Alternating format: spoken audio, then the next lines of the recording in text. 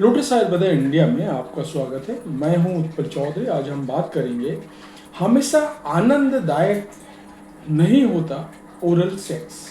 कभी कभी परेशानियां भी खड़ी हो सकती है। कैसे, मैं आपको बता रहा हूं। इसके लिए पूरा वीडियो आपको देखना होगा।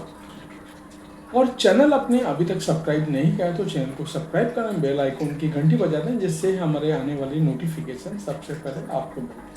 तो आइए शुरू करते हैं। मुख मैथुन यानी ओरल सेक्स भले ही मजेदार लगे, मगर ये आपकी योनि के लिए कई जोखिम पैदा कर सकता है। भले ही ये दूर से देखने पर सेफ सेक्स जैसा क्यों ना लगे, असल में सेक्स की अलग अलग क्रियाओं का अपना अलग अलग आनंद है। मगर आपको इसके जोखिमों के प्रति भी जागरूक रहने की जरूरत है। वे जोखिम जो ओरल सेक्स के बाद उठाने पड़ सकते हैं। सेफ सेक्स के पीछे तर्क काफी सरल है। ना कोई लिंग, ना कोई वीर और ना ही कोई बच्चा, मगर हम ये भूल जाते हैं कि हमारी योनि की स्वास्थ्य अभी भी खतरे में। ओरल सेक्स में योनि को चाटना शामिल है। ऐसे में शरीर के सबसे संवेदनशील अंगों में से एक होने के कारण संक्रमण होने का खतरा हो सकता है। ऐसा कैसे हो सकता है? मूल रूप से जब लार योनि के तरल पदार्थों के साथ रिएक्ट करती है तो ये वास्तव में बैक्टीरिया की उपस्थिति के कारण योनि के बायोम के साथ खिलवाड़ कर सकती है। ये अंततः आपकी खुशी को दर्द में बदल सकता है, क्योंकि आपको वहाँ संक्रमण हो सकता है। इस अंतरंग समस्या के बारे में मैं डिटेल में आपको बता रहा हूँ। ओरल सेक्स आपकी सोच से ज़्यादा जोखिम भरा है। चौंकाने वाली बात यह है कि अगर आप ओरल सेक्स करती हैं तो आपकी योनि के लिए जोखिम बहुत अधिक है। सेक्स जोड़ों को करीब ला सकता है, लेकिन हमें थोड़ा सतर्क रहने की जरूरत है, क्योंकि योनि स्वास्थ्य पर असर पड़ सकता है। मौखिक सेक्स जोखिम भरा है क्योंकि इसमें योनि को चाटना शामिल है। इसलिए योनि तरल पदार्थ और मल के संपर्क में आने की संभावना है, जिससे एसटीआई की संभावना बढ़ जाती है।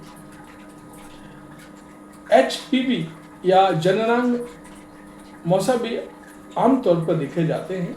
एचपीवी एक वायरस है जो पुरुषों और महिलाओं दोनों को प्रभावित कर सकता है। इसे जननांग या मुख मैथुन के माध्यम से पारित किया जाता है। ओरल सेक्स के कारण कुछ संभावित योनि स्वास्थ्य जोखिम। दांत ये सामान्य एसटीआई में से एक है, जिससे दो प्रकार के होते हैं।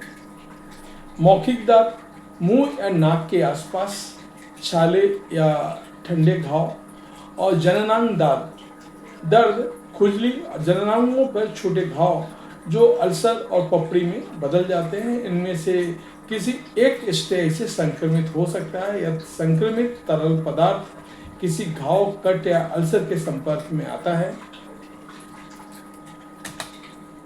तरल पदार्थ होठों, मुंह, जननांगों या गुदा, आंख की झिल्ली या गले की कोशिकाओं की सूजन वाली कोशिकाओं,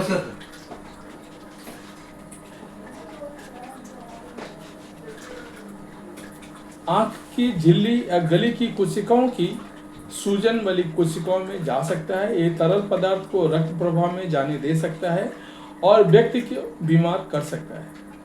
दांत के अलावा हेपेटाइटिस ए, बी, सी, सुजाक, सिकुलोसिस, दांत, क्लेमाइडिया, एचआईवी और सिफिलिस जैसे अन्य संक्रमणों को मुख मैथुन के माध्यम से पारित किया जा सकता है।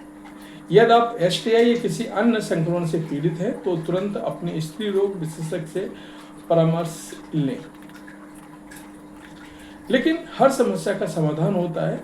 यहाँ कुछ टिप्स मैं आपको बता रहा हूँ, जिनके अभ्यास आप ओरल सेक्स में शामिल होने के दौरान कर सकती हैं। एक डैम में उपयोग करें, जो एक छोटा पतला लेटेक्स या प्लास्टिक स्प्रेड जिसका उपयोग एसटीआई के प्रसार को रोकने के लिए किया जाता है।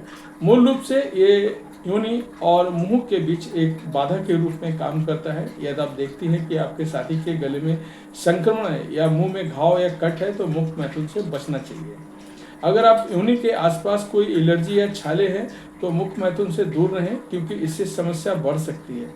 सुनिश्चित करें कि आप दोनों ओरल सेक्स करने से पहले उचित स्वच्छता अपनाएं।